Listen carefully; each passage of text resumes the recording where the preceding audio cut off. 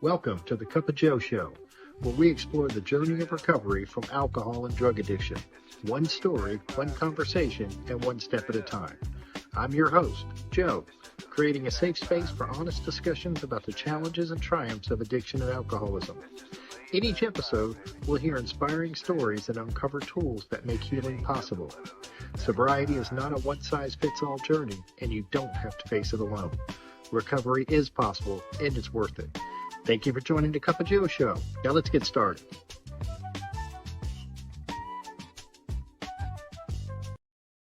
Hey, everybody. Welcome back to the Cup of Joe Show. I'm your host, of course, Joe. And I want you to know if you are out there struggling right now, please reach out for help. You do not have to suffer in silence. I'm really excited about my guest today, Dave C.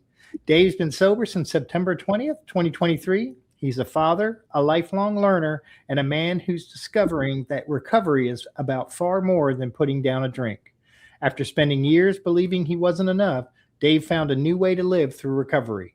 Today, he's building a life centered on family, connection, service, and the courage to keep growing one day at a time. Grab a cup of coffee, settle in, and let's get into it.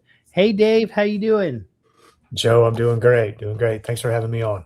Oh man, it's an honor, and I really appreciate your willingness to share your story. Dave and I kind of go way back in the program, and I'm ad-libbing Dave, and we were just talking earlier about how we have a connection because we're both fathers, and our children are a few years apart, but we kind of raised them in recovery, so to speak. So I think you're really going to enjoy what Dave has to say. So. There you go. That's my ad lib for the day. I think you did a better job with my intro than I wrote for myself. So, we can wrap this up now. Thanks for having me on. No, first off, Joe, it's always been a pleasure knowing you, in my recovery journey. And I think, what this has always been about for me is struggling to find connection. And what I was looking for, even from an early age, I guess I could start off and kind of talk about, what it was like being a kid. And, I hear a lot of people talk about the idea of being uncomfortable in their own skin. And I guess the best word for it is I was just a little bit of a spaz. I was just all over the place. I was happy to, I was happy. I was a happy baby. My parents said I used to eat mulch and bang my head against the wall, which, explains a lot today. But, all in all, I was a middle child. I had, my parents got married at 19, were high school sweethearts and stayed together through my dad's passing just over a year ago from cancer. And I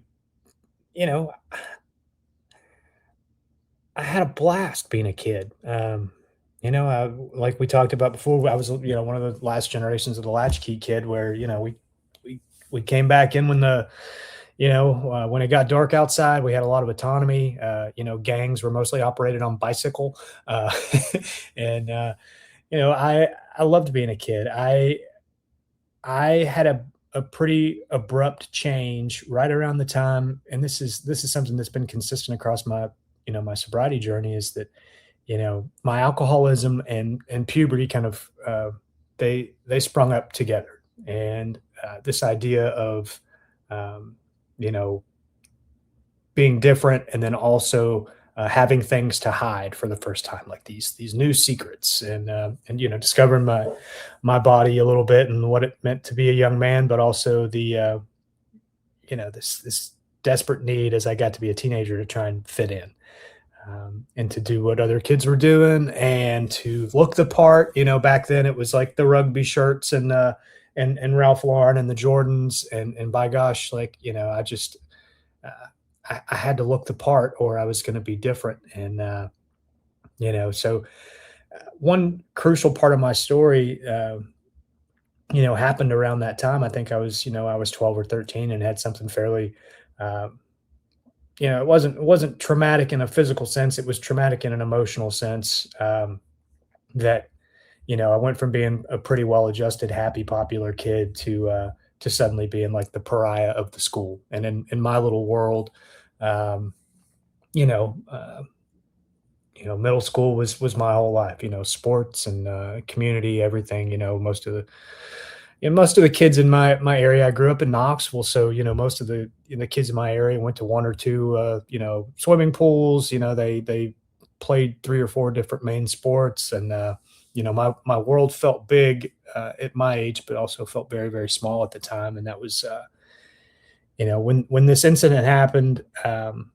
All these people that I were convinced were my close friends kind of shunned me a little bit. Some of that could have very well been true and in actuality, but a lot of it I think existed in between my ears, and that's where that's where I created the most chaos. And so trust for me was a very difficult thing. I went from feeling loved and you know uh, to feeling very much on the outside. I couldn't tell my parents what was going on out of shame, and I certainly couldn't face my accusers. I was a sixth grader going up against some eighth graders. To me, they looked like giants. They had hair on their legs and stuff, right? And they were, but it was awful. It was awful. I would go home with quote unquote stomach aches. It was the first time that I'd started to experience panic and alcohol. It was right around that time that we started having those little basement parties, in the suburbs where the cool parents would just let the kids, go downstairs with their beers or their Zimas, and as long as they were supervised, then I guess the parents just thought it was okay. So, that was where I started to, I guess, reemerge. I'd come out of my skin and find this new version of myself that I thought I liked. And for me, drinking was not. It was not bad always. I had some really good times drinking, but it was always like some literature that you and I are both familiar with talks about is like the actor who's leading a double life. I was trying to make the grades. I was also trying to participate and be a good son. But I had this other life, of running around drinking. Drugs are definitely part of my story as well. And man, it just I did what other kids did. I thought that was going to be my conduit to security, and it was definitely like a lot of things in my life, kind of defense mechanisms. I was trying to protect myself from discomfort and definitely seek comfort in some unhealthy ways. So I'm not, like I said, the middle child, but both my sisters are happily married to both to great men. They have amazing kids, and I'm still in kind of in my mind kind of that black sheep that never got married, raised the kid on his own. I have a son that's 20, about to turn 21, and I'm getting to a place now where I like my story, and I like the life that I'm curating. I don't feel like there's a lot of things that I would change right now, but yeah, that idea of different. It definitely echoed through my childhood, and and it definitely followed me into recovery. You said you were talking about sixth grade, man. I had I look back and I had a pretty, I would say, traumatic, emotional sixth grade situation. It was crazy how I built it up in my head. I was threatened by some kid and was gonna to fight, and I was a chronic conflict avoider, and I literally hid out and was late to school almost every day for sixth grade, all because I wanted to avoid this fight, this imaginary fight that was probably never going to happen, but in my head, it was gonna be something real bad. And he just reminded me when you were talking about sixth grade about that, and that was, I look back on that, man. I just want to hug that kid and be like, man, you are making mountains out of molehills, or as our old friend Ron used to say, pole vaulting over rat turds. That was but man, for a kid, it's like these are big deal things and big traumatic things, and I carried a lot of that into my adulthood, and I think we try to fix a childhood sometimes that can't be fixed. I don't know. I mean, that's kind of been my, we spend a lot of time as adults trying to fix things that really can't be fixed. We can find a better way to live, and anyway, I think that's what recovery offers us. And I didn't mean to get on again. I get on these tangents, Dave. I'm sorry, but I like tangents, and I've never been really, I've never been the most concise, sharer in my recovery journey. And I warned you before we got on here that there could be some colorful language and definitely some jumping around. But the thing that I had to come into agreement with is that my recovery journey has been my own, authentically, and it's certainly, as much as it's probably looked like a lot of other people's, to me, it was those differences, rather than the similarities that that caused me the most pain in AA. And so I guess to catch you up, I went off to college. I was a pretty smart kid. They back then they still had this thing called TAG, which was it stood for like talented and gifted, which we got to go on some trips, and we occasionally got to leave class. So to me, I was all for it. But it was something that gave me some validation early on. I was pretty decent at sports, and I was pretty good at tests. But right around that, that 6th, 7th grade period, it was when I really stopped opening books. I relied purely on, wit and sarcasm and manipulation to pass classes. And, I took those keen study habits away to university with me. And, for the first time in my life, I was away from home. I didn't have a lot of healthy coping skills. And the first night that I got on campus officially, we got introduced to Mary's BP, which was they take a Polaroid of you. If you have a good fake ID, they take a Polaroid of you, stick you up on a wall, and you never have to worry about showing ID in there again. You're one of Mary's kids, and and you had unfettered access to alcohol. So I got blackout drunk with my 3 new roommates, and and I was off to the races. School was not a super big priority to me, and it reminds me of this story, and I want to just kind of create, I guess, a visual for you of like what recovery has looked like for me. Is that when I got onto campus for the first time, and this was down in Chattanooga, Tennessee. I went down with my dad. We toured the campus, and while I was there, I got to see the dorm that I was going to be living in. Well, there was this young, energetic dude with a big smile on his face, a great disposition, and just seemed like a genuinely friendly guy. And he was the first person I met on campus. He was not the guy that gave me the tour. He was just around campus doing stuff over the summer. And that's what I would call like the angel tapping me on the shoulder, right? Like this guy was like, hey, I'm so excited, to get you on campus. He got me introduced to student government, which I was involved in for a little bit. But like he represented the nice guys, the good guys, the guys that did their homework, that treated women with respect, still was involved in some cool extracurricular stuff, but they were kind of more of the dorks. I wanted to be with the bad boys, so I respected what he had to share with me, but knew that there was something else that I was looking for. I wanted the guys that hung out with the crazy women, and and I found them when I came back to campus. So the devil was always kind of tapping me on the shoulder a little bit of like, hey, just like, let's check this out a little further before we make a big decision. I want to make sure we're really weighing this out. And, so I always even from the beginning, gravitated towards the people that drank the way that I drank. And so, yeah, I went the other route. I look at sometimes, not regretting the past, but like just looking at if I'd followed my better judgment or followed my heart, like, how different my college experience could have been, because I made it about 1.5 years before I failed out. I drank pretty much, I'd say 85-90% of the time. Did some things in blackouts that I certainly wasn't proud of. Never got arrested, but as my old sponsor put it, I was violating my standards faster than I could lower them.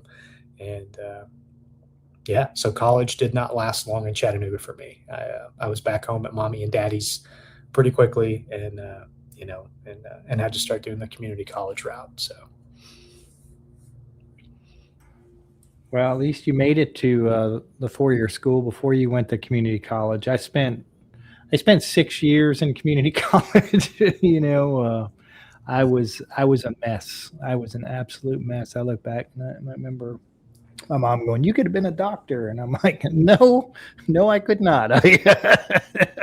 Absolutely not. I was failing out of community college." And but were there was there like any thoughts in your head that you might have a problem with drinking, or was there anybody saying anything at that time? I remember waking up coming to on the front porch of a fraternity house.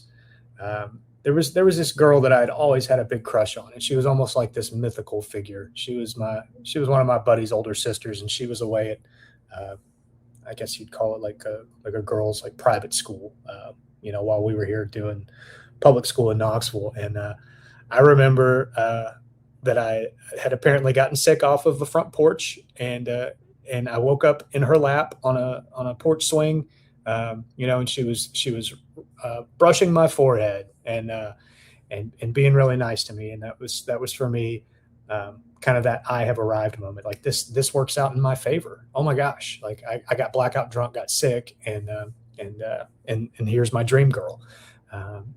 So yeah, the writing was on the wall pretty quickly. There was some stuff that happened in high school to where like I couldn't reconcile the night. And for somebody that had been so emotionally aware and so sensitive over the years, you know what I mean? Like particularly after that stuff had happened, I was a performer and a porcupine at the same time. As that, let me adapt and sell you the version that I think that you need, so that you will not abandon me, so that you'll think better of me than I think of myself. So yeah, from the very beginning, I did not drink for the taste. I think the first beer that I ever had, I was pretty young. My dad let me have, a sip of his beer when we were over at, at a family gathering and back in Nashville. I was very fortunate to have, a fantastic family, but they, there was drinking on both sides. And, but the first time I got to drink the way that I wanted to drink, I was drinking to get drunk. And, so yeah, I'd say probably around 16 was the first time that I realized that one, that I could drink a lot. I'm not a super big guy, but I could drink with the big guys, and kind of drink all night. And I don't know, it was not a good look on me. I would say and do things that I couldn't remember, and in some cases, people thought that was awesome, and then in other cases, I was also very maybe abrupt and cruel to people that didn't deserve it. I was a very hyperactive kid that picked on his older sister a little bit, trying to get a rise out of her, and so I definitely I got my payback later in life, but yeah, drinking was a problem from the very beginning. Yeah, no, I can relate, especially thinking it just helped me. It helped me to fit in, and I thought, man, I really can drink. I was pretty small too, and I was like, man, I can drink quite a bit for, I was in high school. My senior year, I wrestled 122 pounds, but man, I could I could drink with the best of them. And it's funny, like looking back, like thinking we think that that's something, like we think that that's a good thing, and that's the kind of stuff I think that probably cost me dearly in the long run, because I could drink so much that I didn't think it was a problem for a long time, So I guess it kind of leads me to thinking, were there any times that you tried to stop, and couldn't, or looking back were like, I didn't really want to stop? Oh man, so definitely. And it's a great question because, as you'll hear, I came into recovery through Alcoholics Anonymous. And like I mentioned before, I was definitely, I was not happy to be there upon my first visit. I'd gotten a DUI, but in my, rationalizing mind, I got hit by three underage, under 21 sorority girls that were leaving Cotton Eye Joe's. This is back, and sorry for you non-locals, but back when they were doing the construction on the bridge over Interstate 40 at Lovell Road right there. They had it down to 2 lanes. My buddy Jeremy and I, we'd been out drinking that night. I was driving. And it hadn't been a particularly wild night, but these three, college girls were leaving Cotton Eye Joe's around midnight. They had the bridge cut down to 2 lanes, and we hit head on I was going about 45 and they were going about 50. So that tried and true Subaru thing. They were in a Subaru and I was in an old 86 BMW 3 Series that didn't have any airbags. And, I broke my femur, I shattered a kneecap. I had some other injuries, and my buddy Jeremy, luckily he was okay. He had some torn ligaments in his ankle, but I woke up in a hospital bed, post surgery, and was very close to losing my life that night. So, but this coincides with my drinking, is that, since technically they were at fault, this wasn't something to worry about. It was a first offense. My attorney told me, like, hey, look, you've never been in trouble before. We'll be able to get this knocked down. And we'll probably be able to get you some money since, they were uninsured and you've got uninsured motorist. And so, that was the beginning of the crazy, I guess you could say. I did get some money from that wreck. I was still on my magic sticks or my crutches from the femur accident, from the femur break, and ended up picking up another DUI before I was even off crutches. That connection that I mentioned to you before, for me, I was a bar drinker. I love drinking in bars. I was always good at I guess the wrong things, man. I wanted to become like a bar Olympian. So I was very good at pool and darts, and, golden tee, anything that was that could prove my masculinity inside those bar walls was something that, that I strove to get good at. And so that night, it just happened to be one of those, I think it was like import night, of course, like dollar beer night or something like that. And I forgot to flip my headlights on, and a state trooper got me coming out of Bailey's. And so he, asked me if I could perform a field sobriety test. And I'm like, dude, I'm on crutches, for my last DUI. That was like 6 months ago. So, that was where the problems really started. And so, I think I was 22, 23. Right after that DUI occurred, my attorney gave me the first chunk of that settlement, and I was off to the races.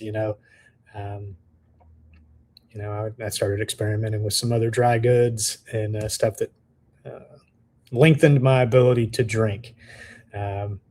So yeah, that was when things started to get a little crazy. And then, the next really year and a half of my life, I went from working kind of a corporate like sales job, to which I was pretty good at. Like, I liked what I was doing. Yeah, I was making money. The repercussions, I guess, got quelled down enough that I was just like, okay, you know what? You're just a stupid kid learning some hard lessons. Let's make better decisions. And for me, that just the whole try and will my way into better thinking just never really worked. I did a lot of drinking and a lot of driving, and it's hard to look back on it now. I became a father shortly, thereafter. And this is a big part of my story, is that, I was 24. I'd gone out and bought the car that I thought was, most fitting to my rugged masculine personality. So I had to go get me a nice big lifted Jeep, to prove that I was clearly an outdoorsy, hyper masculine kind of dude. And, and I certainly wanted to look the part. I met a girl in a bar, and it was the first time that I don't know. I was always very comfortable, I guess, with with using sex to be the intimacy, accelerator. I didn't know how to form healthy relationships or connections with people, and sex was just kind of, that was my way. And so I ended up going home with a girl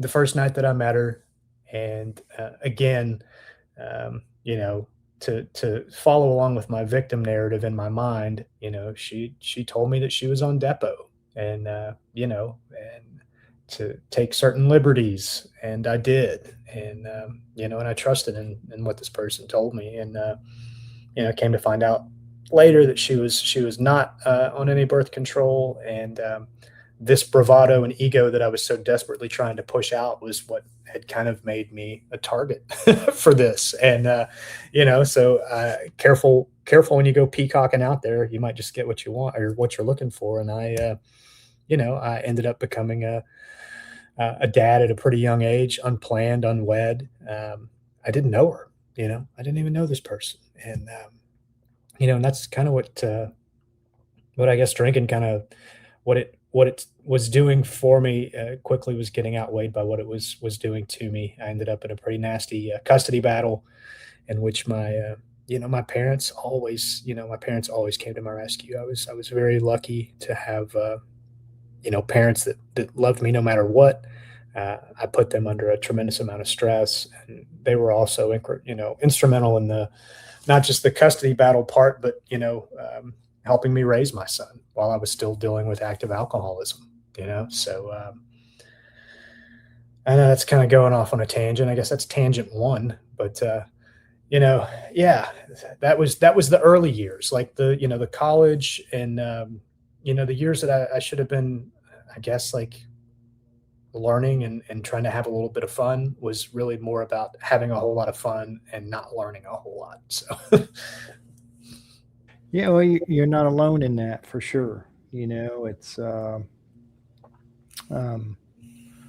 I was you were young and became a father, and I was older and became a father, and probably we were both at least I look at myself and I'm like, man, I was just so immature, and I was I was 39 years old, and I was like a juvenile delinquent, because I was still drinking, and I was still uh, I remember when Ella was born, and I was very proud that I stayed sober for 24 hours.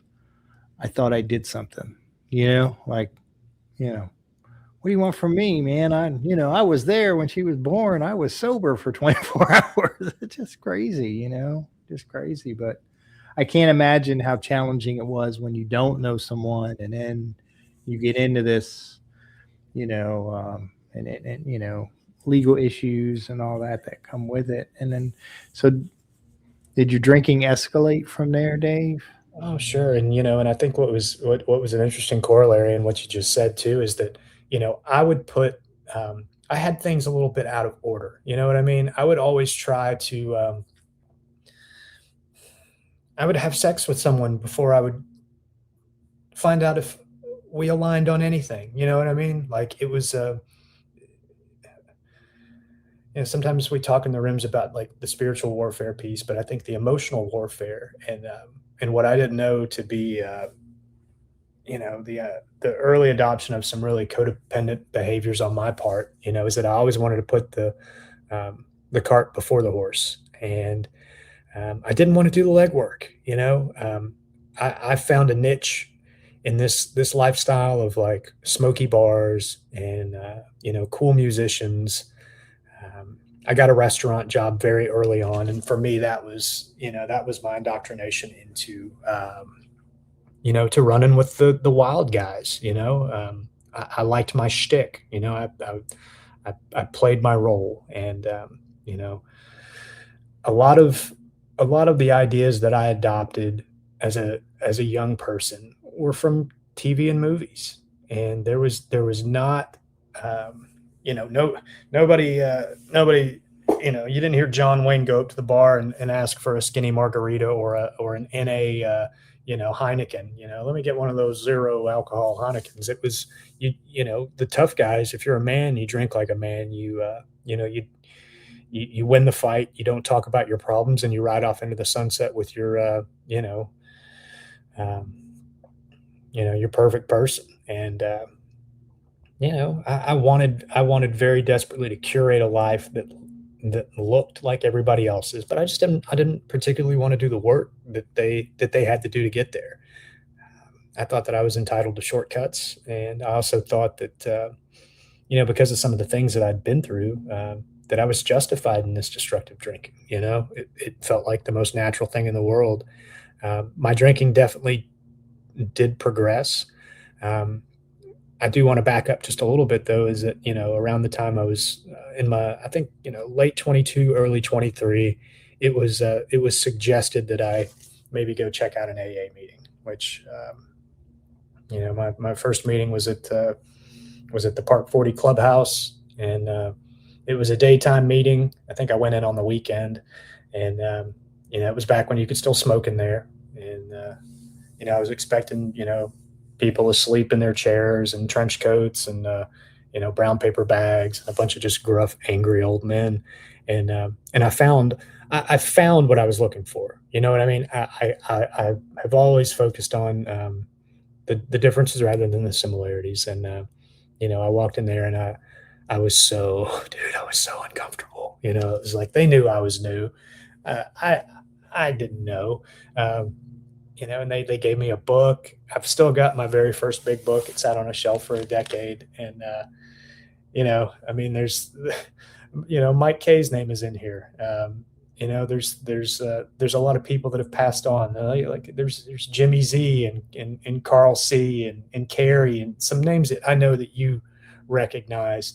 And the coolest thing, I'll even show this to you on camera here, is this was before they used area codes. Like there were no, like, people weren't rocking cell phones. So, I came in at a cool time, but it was also, immediately I knew I didn't fit in there. I was not comfortable. I heard mostly want, and my heart beating. And when I heard people in the rooms laugh, I was 100% convinced that they were laughing at me, that they could see right through me, that, they'd spilled more than I'd ever drank. And, it gave me another propulsion out the door to, actually, I think in the second meeting, I saw that line in the book, if you're not thoroughly convinced, go out and try some controlled drinking. And I was like, it's a fantastic idea. I'm going to do that. And but yeah, drinking definitely got worse. It was where, when I became aware that there were legal consequences for drinking and driving, I think I started to try and modulate it a little bit more. And by modulate it, I think I mean I just drove a little slower, and tried to not get caught. But the problem for an alcoholic like me is that, I started to lose the power of choice when it came to, like, when I started, I couldn't stop, and I had violent personality shifts as to where I would come in with the mindset of a politician glad handing his way around the bar and getting to know everybody. I was, those people, I became repulsive when I would drink, very argumentative and very standoffish. As my alcoholism progressed, what looked like a Corona commercial quickly became kind of like looked like a Radiohead video. It was just kind of, some dude sitting in the corner by himself, drunk and in some cases crying. It was, my alcoholism was ugly, man. I ended up having to go and serve some time, eventually. And, what I wanted to do was the same thing that I've done with a lot of things, which is just bury my head in the sand and pretend it's not happening. Right. Like, let's push this out as far as we can. And I got a lawyer that finally, he called me up one day, and he was like, look, he's like, you're in trouble again. He's like, and this is funny because, my dad was always on my side. My dad and mom both loved me very much, but, my attorney called me one day, and he was just like, look, he's like, the judge wants to throw you in jail. And, my recommendation to you would be to go check into a facility. And I'm like, oh, well, that sounds nice for somebody that needs it. He's like, well, if you don't, you're going to have to go surrender yourself. And I was like, I'll get right on that. So I had my dad drive me out to a place called Peninsula. It was a place, that they could get me in pretty quick. I wasn't sure, because I was such a highbrow alcoholic. Obviously, things were going so well that that I thought I was gonna. I didn't know how I was gonna qualify. So we stopped at a gas station. This was in the early days of the energy drinks, and so I grabbed a couple of Monsters and chugged them in the car. And when we got to Peninsula, I asked where the bathroom was, and I went in there and did as many push-ups as I could at one time. So my heart rate would spike. I wanted them to think I was having DTs from alcohol withdrawal. No. And so in my mind, I was faking my way into treatment to thwart the man once again. And the truth is that's exactly where I probably needed to be. But I just wasn't ready to admit that there was a problem yet.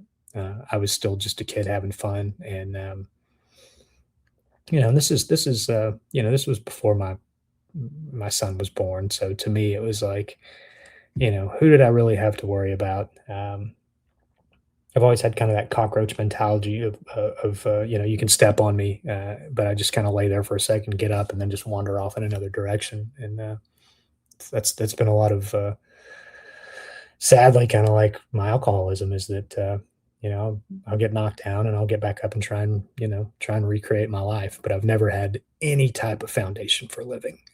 Not at least that I was being honest with myself about. So, my drinking, I got to travel some. I liked the concerts. I liked I always liked hippie chicks. To me, that was like, when I was 16, I did acid for the first time at a widespread show. It was like 3 days after I got my license, if that tells you anything. 3 days after I'm legal to drive, I'm down at World's Fair Park, drinking with kids from other schools and, taking acid. And I guess suddenly I had found my people, I guess. But, it comes back to that same thing that we were talking about, is that I've always been seeking connection, just, or intimacy, but just going about it the wrong way. Yeah, it's you reminded me. And this was into sobriety once I got sober, and it was pointed out to me by David G. And I was like, I had no idea how to have relationships, and you were talking about it, and man, it hit like, it was always physical.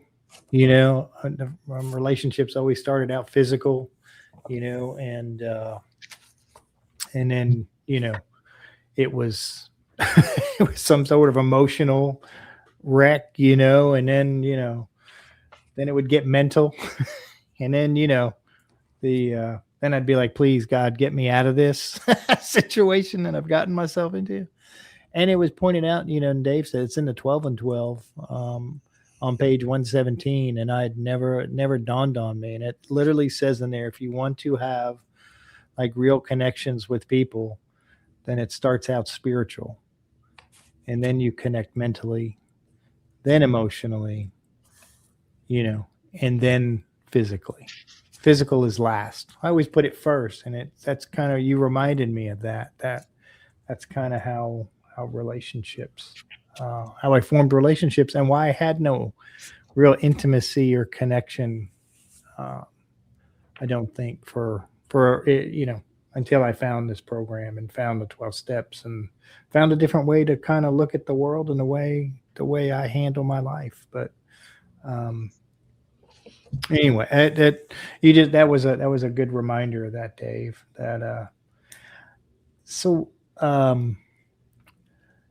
What was kind of the turning point, at least later on for you? Well, that's a good question. And I struggle with wrong dependence. I was able to come into Alcoholics Anonymous, and I guess camp out would be a fairly good way to put it. Is that I was a visitor, and I would come in, and I would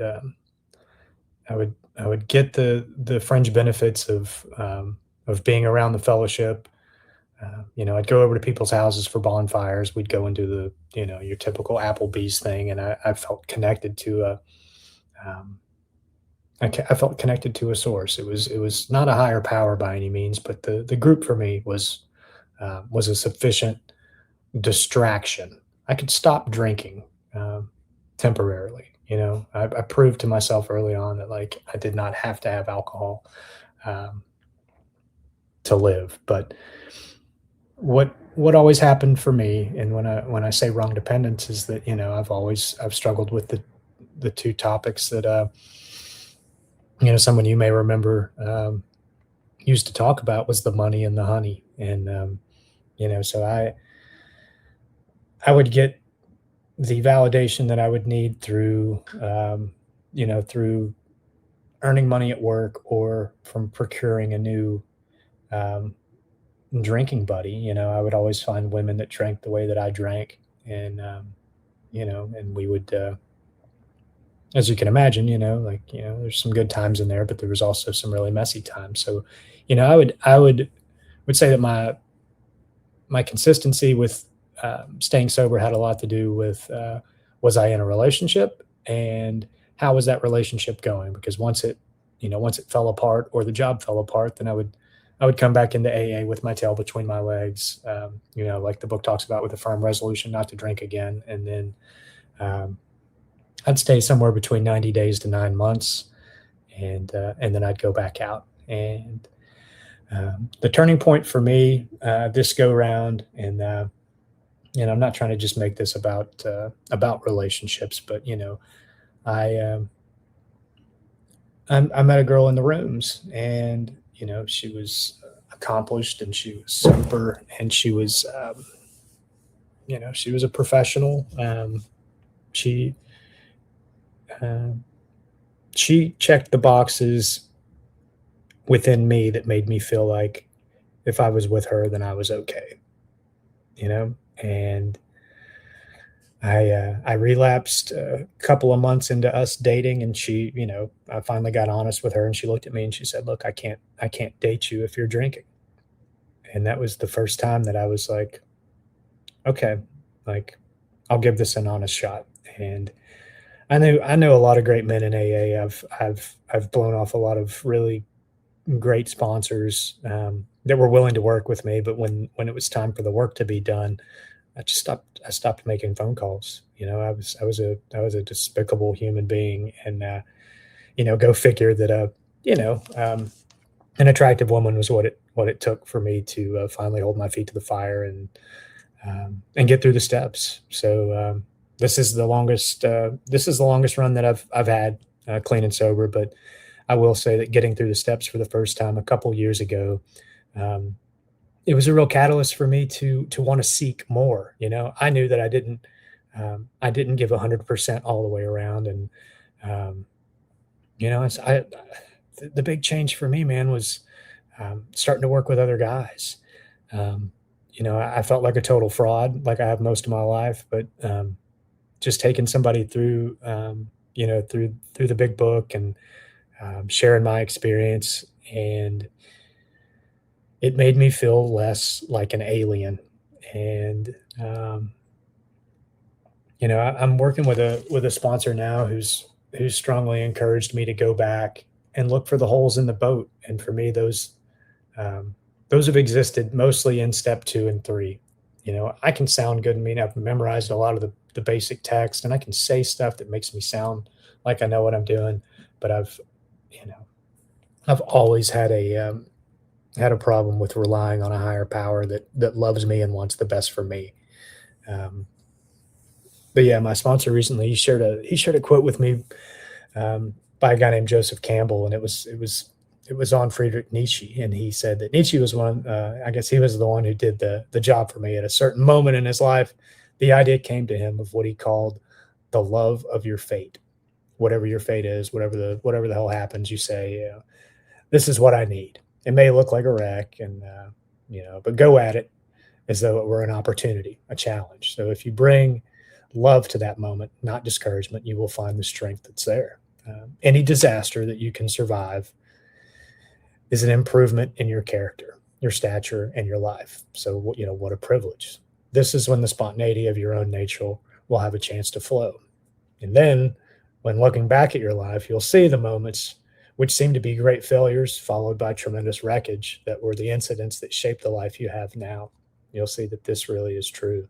Nothing can happen to you that is not positive. That was the first time that I had really been able to look and embrace my past, is that, and it also talks about it on page 124, I think. This was a big shift for me and the family afterward, where they talk about showing others who suffer how we were given help is the very thing which makes life seem so worthwhile to us now. Cling to the thought that in God's hands, the dark past is the greatest possession you have. Like, you mean really? Like, all this shit that I've been through, all this, pardon my French, but just this pure on fuckery, this is my golden ticket. Yeah, cling to the thought that in God's hands, the dark past is the greatest possession you have, the key to life and happiness for others. With it, you can avert misery and death for them. And that was the first time that I started thinking that, maybe my experience or my story might have some depth and weight to where I could help another drunk that struggled the way that I did. And so that this was all, it was not wasted. And so this past year in particular, since that relationship that I was talking about came to a close, and I was just destroyed. I had, kind of a choice. My rationale for getting sober was to keep her around. I wanted to keep the, I wanted to keep the relationship alive. So I just didn't drink. But then when the relationship ended, it was kind of like, hey, look, I've started to put down some pillars in my life of like some things that I do believe in, and some relationships in AA that I don't want to wreck. So, it was either redouble my efforts and get in the middle of AA, get in the middle of that boat and start to listen, or to run away again and try my life at drinking again. And I'm very, very grateful that God saw fit to keep me sober through that period of my life. And it's opened the door for me to get to know him. Like I did not come into Alcoholics Anonymous seeking a spiritual experience. And when I was told that was, that was the only way that it was going to work, I don't know, I was a little discouraged. I was a little worried that, like, hey, look, God gave up on me a long time ago. So, just more ego and more believe in my own bullshit. But, I'm very grateful for patient men and some really patient, kind of like elder women in the program that they were nice enough to tell me to shut the hell up and to listen. And, and I think that's when I started being able to, just listen rather than hear what I wanted to hear. So I know I'm all over the place, Joe, but these last 3.5 years in particular in AA, I'll have a birthday coming up pretty soon, but like, it's been the game changer. It's been I'll give you an example. Is somebody that one of the guys I'm sponsoring, he just left today to go spend an extended weekend with his family, where there's going to be a whole lot of drinking going on. And he's he's kind of like the guy in the middle of all of this. And, he's coming up on his year, and he's been just a model of willingness and open-mindedness when it comes to embracing, his recovery. And I was really worried about him. I slipped him a copy of a new pair of glasses, and I encouraged him to just kind of like, hey, look, man, if you get 5 minutes to yourself, pick up the phone and call me. If you're not able to pick up the phone and call, get in that book for a couple minutes and just see what you find. And we have a relationship that's built on honesty and trust. We have intimacy, like true emotional vulnerability and intimacy. I joined a group that was fairly recently that's based on this he's one of us. He uses his last name, but Mark Houston started this thing about, I guess, 40 years ago, it was called Steel on Steel, kind of this idea that iron sharpens iron. And it's this male accountability group, to where we dig in on some stuff that's a little bit um, deeper than just your regular AA conversation. We talk about sex, and we talk about money, and not in the ways that I used to talk about it in the bar rooms. We talk about accountability for our families, and running a good program, and seeing if there's a balance between our circle and our triangle. And for me, like, once I've started seeing the truth about myself, it was very hard to run away from it. Like, I didn't. I couldn't live in the lie anymore. So it's like I feel like I've been lucky to finally get a glimpse of what it looks like to try and live in a solution. Um, I feel like I've done a lot of talking without a lot of points, but I give one other example just because I qualified this with my buddy. My AA relationship, when it ended, I was at a very difficult crossroads of, is this now the time for me to run away with my tail between my legs? I borrowed some money from her while we were in a relationship. And, when my dad passed away shortly thereafter, um, I watched my mom go from having her person to having nobody, when my dad died. And so it became my mission to, like, you know what, I, I want to find a partner. I would like to find somebody to marry, and do this thing together. And she was very upfront with me from the beginning, like, hey, look, I don't want to get married. I've been there twice, been there and done that, and that's not on my high list of priorities. But I as my alcoholism has always led me to believe that I could manipulate people or make them change their feelings to suit what I wanted. And she stayed true to her message. So when I was informed that she didn't want to get married, then my ego jumped in and had to break things off. So um, for the last year, I've kind of been running around a little, with my, I guess, navel gazing is the best way to put it. Feeling less than all over again, and having some debt out there, especially within the rooms. And I was able to use that recent experience to help a good friend of mine recently. You know, and told him transparently, man, like, look, if you're not sure that this is what you want, I strongly encourage you to look at the pros and cons of this relationship, and if you were hasty or reactive, to maybe go and make it right. And oddly enough, I had a 2-hour conversation on the phone with that guy that night. We'd been sober about the same time, and then the next day, I'm leaving a meeting at Park 40 at noon, and here comes his very recent ex. She's walking out after the noon meeting. She was not in the meeting. She walked into Park 40 around 1 o'clock. I was outside talking to a newcomer. We had just had a fantastic meeting, and I was really hoping that she was not going to walk up and talk to me. My friend's ex, and of course she walks right up to me, and hey, I'm sorry you're going through what you're going through. We've all kind of gotten sober together. I care for you very much, and I think the right things are going to happen. And I said, if you're looking for an opportunity to get out of yourself, about 10 feet over there is the newcomer. It was a 25-year-old girl, her very first AA meeting ever. Like, she had walked in, not really said much, and I was like, hey, she's getting in her car over there. Why don't you walk over and introduce herself, and let her know that there's some women under the age of 70 in AA, and because they were both in their 20s, 30s, or whatever. And I was in a meeting this Sunday. And sure enough, here she comes with her new sponsee, I guess, new friend in tow, bringing her to more meetings. And that was when I started to see that when I don't follow the little devil on the shoulder, when I don't avoid, it opens conduits and pathways for me to feel like I'm in the game. You know what I mean? To where I give a little room for God to work rather than David's big ideas. And sometimes the right things happen. But I felt good. That was that right-sized pride that I think I've been looking for my whole life. Drinking was to do the right thing, and then maybe potentially help another drunk. And so that's, that's where I'm at now. I like my job. I like my sober community.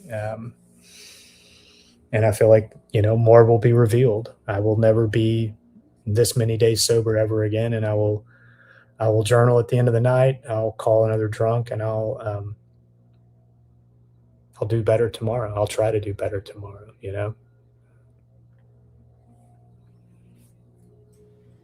Well, I think it's amazing, Dave, and it's it's being of service, and I think that's kind of whether you're sponsoring guys or just calling guys or talking to a newcomer. When you said you're out there talking to it, I'm like, you're just doing the deal. You're doing the deal, and that's pretty. And you said before we got on, you were saying how you were you felt as comfortable, I guess, as you've ever felt being who you are. I think that's important, man. That's a huge deal. I didn't think I'd be finding that out at 45 years old. I went and scanned to listen to the last guy that you'd had on, and I think he was about my age, and he was talking about executive careers and toys and things like that. And for me, it's a daily battle for me to not compare. You stayed sober and I didn't. Like I look at it and I compare. Like, I tried really hard to be a good dad, but my trying hard to be a good dad was not setting boundaries. It was not discipline. It was not the kind of love that I've come to know in AA. It was, let's buy you more stuff. Let's tell you that everything's going to be all right. And also, in some sick ways, living vicariously through my kid is that if he was an excellent athlete, then clearly I was an excellent father. I would drink before his ball games, from an early age, show up in a suit when I hadn't had a suit job, you know what I mean? Come in and look the part.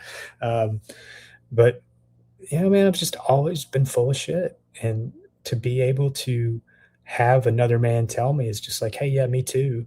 And this is what I did to, to start to learn to love myself, was to start taking corrective measures to do better and to be honest about it. I have a life that I don't want to run away from right now. I've started making those financial amends that have caused me the most discomfort in meetings. And I was encouraged early on to never let anybody run you out of your meetings. Man, whether I, have a complete shift in career and end up moving tomorrow, I know that I would go and I would find the winners in AA, and I would be all right. You know what I mean? So yeah, I mean, my heart's full of gratitude. I realize it's like we're already at 8:00, man, and I've just like flown through this without really any message. But the big thing is to just, for me, was to do the steps in a way, to do the best that I could, and know that if I didn't do them perfectly, it was all right, and I could go back and do them again. And that's what the last couple of years have been for me, is just, just not being afraid of what other people thought, and just, doing the best that I can, and truly seeking, like, not just seeking the higher power, but seeking community in AA, seeking to be honest rather than to be right. And, man, it's been messy. It's been a messy run, but I wouldn't change anything about it, because it's brought me to a relationship with a God of my understanding that loves me where I'm at. And I think it lets me, show up for my family. It lets me show up in meetings. Sometimes I share a solution. I'm still at that phase where I'm sharing a lot of problems, but it's like, I know it's coming. But I want to be authentic to my sobriety journey. And I spend a lot of time talking to newcomers, man. I spend a lot of time, I took on some service positions, and they've been another thing that have kept me coming back, because I don't want to say I'm going to do something and then not do it. I want my words to align with my actions. And and making a decent stab at it. I like this little life that I'm starting to curate with my higher power and with my brothers and sisters in AA. So I think I'll keep going. I think I'll keep keep seeking and you know keep building some of these new friendships that you know and this is one thing that I hear a lot of people say, but since I stopped drinking, I haven't gotten a lot of emails, text messages, phone calls from my old bar acquaintances. But if I don't show up in a meeting for a couple of days, I got 10, 20 guys hitting me up. Hey, DC,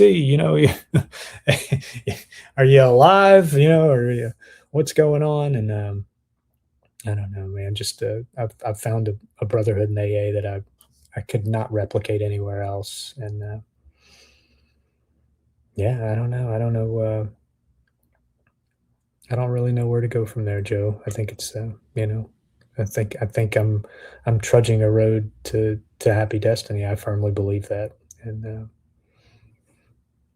wherever I go, AA is there. I have to travel for work quite a bit, and one of my favorite things to do now, rather than plot out which hotel I'm going to go to based on the frequency of bars that are nearby, is I usually pick one based on where I see good meetings are.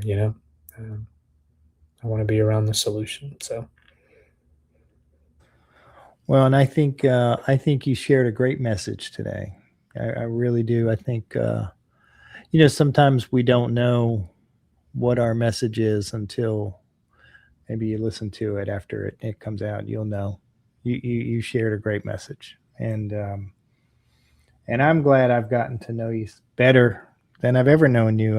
Now I know the rest of. It's like Paul Harvey. I know the rest of the story, Dave, which is really cool, and that's a beautiful thing for me, and I appreciate that.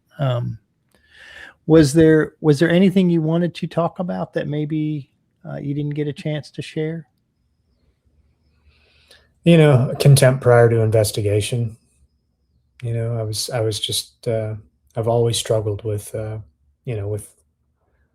coming in with preconceived notions and not giving a chance to let people be who they were, because I was afraid to, one, to look dumb, two, to get roped into some kind of commitment that I wasn't prepared for.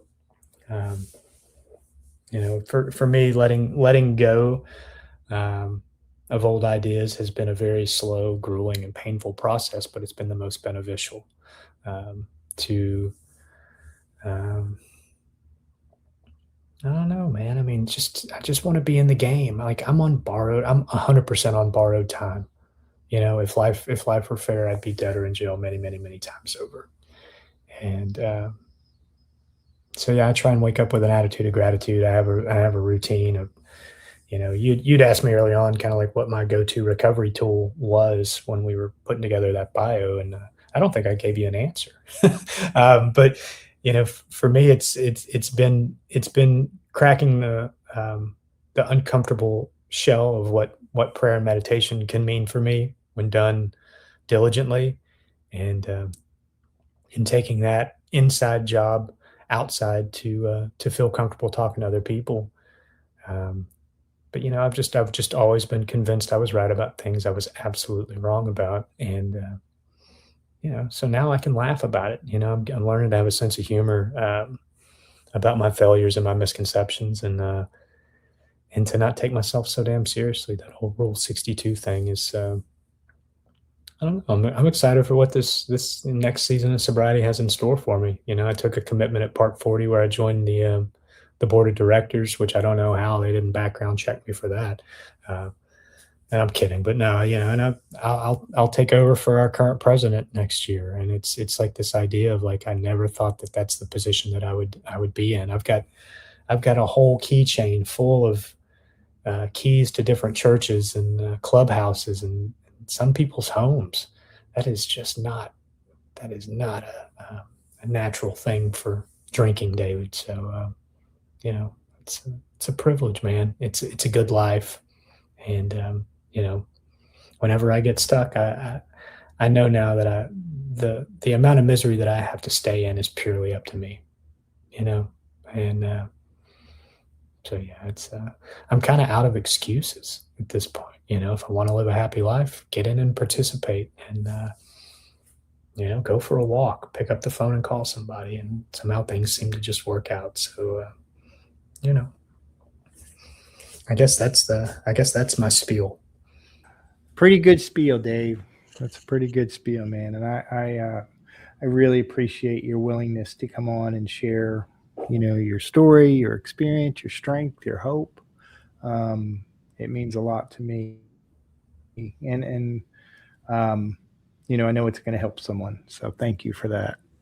I guess in closing is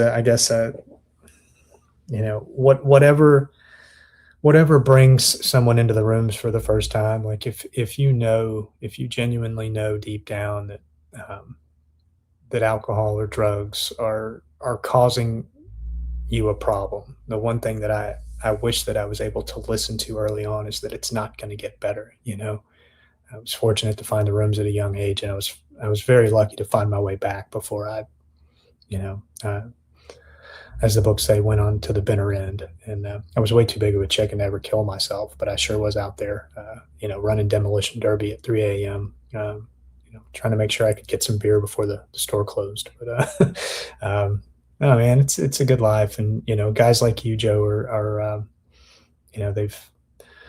there's some real like pillars in AA. Like they say that we come in on the shoulders of giants, and I'm a firm believer in that. And, I'm definitely a shoulder rider, not quite but and I just want to be in the game. I think if anything happens over these next few years in sobriety, is that I just want to continue to grow, and that that pain is the touchstone of all spiritual growth. So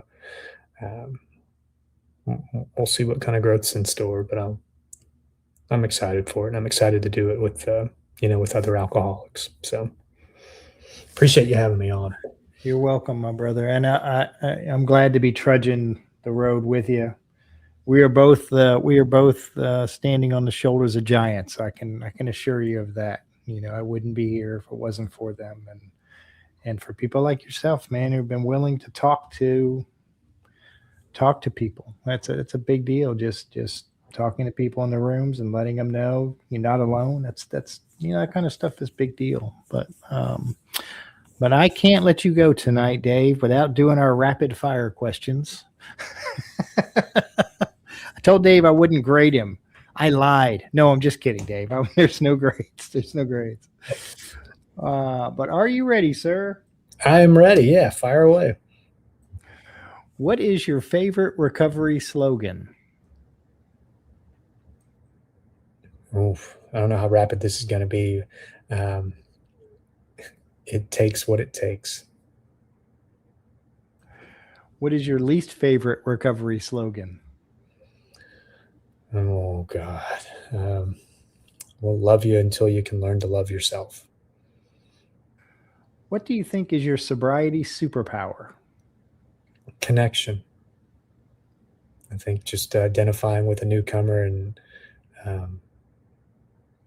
relating where others can't. I've taken it to just about every extreme that you can, and I don't run away from new people now. I run towards them, and that's very contrary to my previous behavior.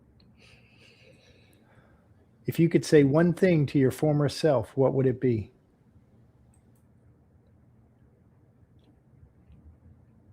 Put the hammer down.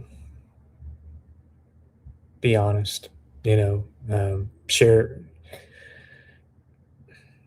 Talk to people that you trust when you're hurting, and and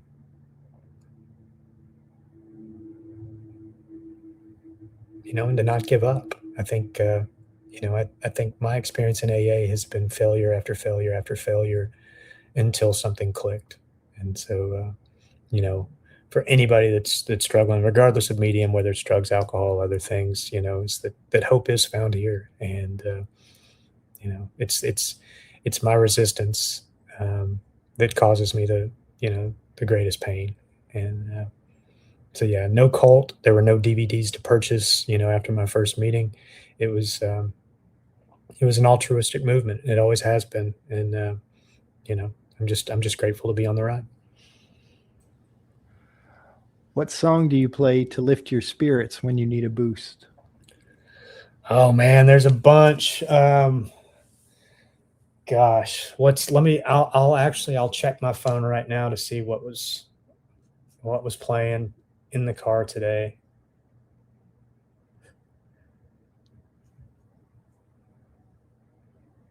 I've been jamming out to this dude who is from Tennessee. His name's Josiah Lemmings. He's got this little band called Josiah and the Bonnevilles, and he's been hitting all these high points. He's sober, or at least he sings a lot of songs about sobriety, but he also sings them about breakups, mess ups, and things like that. And I think just being able to accept myself where I'm at, smile, laugh, and sing along in the car, man, it's the latest song is Going Gone by Josiah and the Bonnevilles. If you could grant yourself one wish to help with your recovery, what would it be? I'm not gonna lie to you and say that I wish I'd gotten sober at 22 or 23. I think I would grant myself the gift of self-love and self-compassion to shorten the cycle, to shorten the cycle of suffering. I think we all have to go through what we have to go through in order to to find a higher power. I took the slow route, and if you're if you're searching for something, whether it's in the bottle or in the bar rooms or the seedy underbellies of the city, that connection can be found here if you're willing to share honestly of yourself. And I was just incapable of the truth. I didn't know what the truth was. So sticking around until the miracle can happen for sure. What step do you love the most? Oh, that's tough, man. I feared 4 and 5 so much because I was convinced that they were going to kick me out. If I showed you my ugly, that you were going to ask me to leave. Now 4 and 5, that's the connection ground. I think a lot of people struggle early on with 1 was not a problem for me. 2 and 3, I had some misconceptions, but I'm always led back to to truth on growing a relationship and relying on my higher power. But 4 and 5, I drug my feet. And I mean, when I say I went through some OG sponsors, I went through some of the best that Knoxville had to offer and just bailed on these guys because I did not want to put that down on paper. And also there were so many blackout spots in a lot of there that I couldn't bring into consciousness with sufficient force just what a little shit that I'd been. Luckily, some really helpful men have been able to help me find the holes and connect some dots through 4 and 5. And now when I sit down with new guys, the stuff that had such a tremendous power over me that kept me separate from all of you is now that, those are the things that fly off the tongue first. And I think creates a sense of ease and comfort for them to open up about, the things that they're ashamed of. So yeah, half 4, half 5. All right. Fair enough. What step do you love the least? Ooh,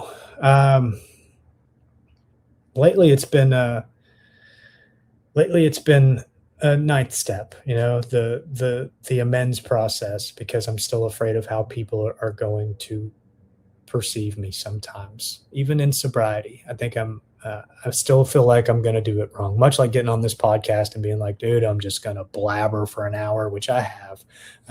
Sometimes just keeping it to my side of the street. Hey, I harmed you. I feel like I was wrong in doing this. I want to make things right. And an amend is not an apology. An amend is just a recognition of a wrongdoing in the past, and showing that you want to change that behavior. But the important qualifier at the end of that was really, Marion G was very instrumental when I first heard her story about like, hey, what can I do to make this right? And giving them an opportunity to talk. In most cases, people just want to see you stay sober, some people will close the door in your face, but for the most part, my experiences have been really positive with it. So, yeah, 9, and then also, a 10th step. I like doing my 10th steps sometimes at night, but it's also sometimes in the morning. And meditation and prayer rather than doom scrolling has also been really beneficial for me in the mornings. Is take a look at the daily ponderables, look at that reflection, and God, what would you have me be today? Can I show up and participate in my life in a way that's not selfish? Yeah, another 3-part answer. I love it, Dave. It's all good. What is one of your favorite movies? Oh, Spy Game. I was talking about this with my sponsor yesterday. It's he's a film buff and he hasn't seen this. It was Redford and Brad Pitt, and and it truly is. I look at some of the clandestine parts of our government, to where things really get done, and it's about deception, and it's about faking it. And man, I faked it my whole life, so I would look at these guys that got paid to do it and think, I should have been a spy.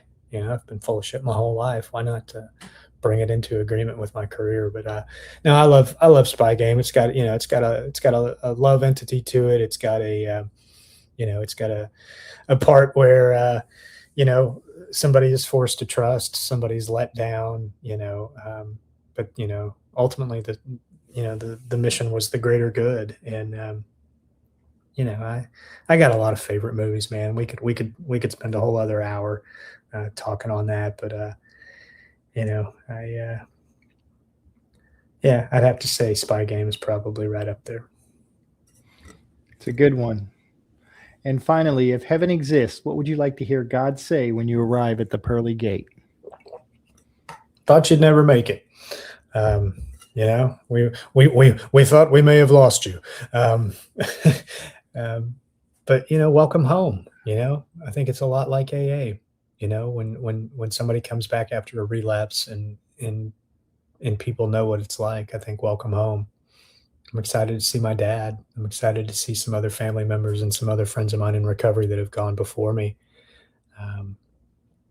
But yeah, I think you're in the right place. Would be a wonderful thing to hear.